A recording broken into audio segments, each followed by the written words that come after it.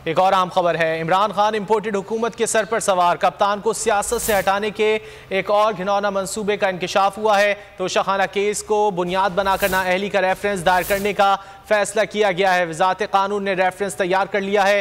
किसी भी वक्त स्पीकर कौमी असम्बली राजा परवेज अशरफ को भिजवाया जाएगा। तोशाखाना से लिए गए तहाइफ को छुपाने का इल्ज़ाम लगाया जाएगा। स्पीकर रेफरेंस इलेक्शन कमीशन को भेजेगा। इमरान खान अभी MNA है, इसलिए ये रास्ता इख्तियार किया जाएगा। तफसीलात जान लेते हैं सिद्दीक साजिद से। सिद्दीक बताइएगा।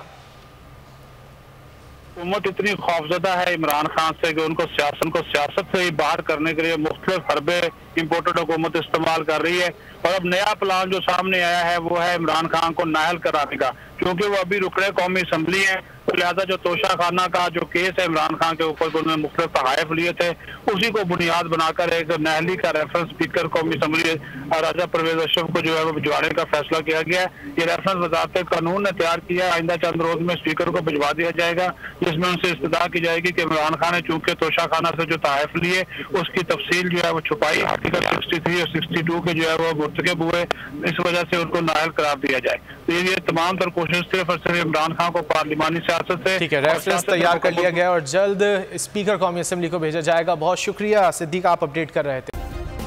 सब्सक्राइब करें और बेल दबाएं ताकि कोई खबर रह न जाए।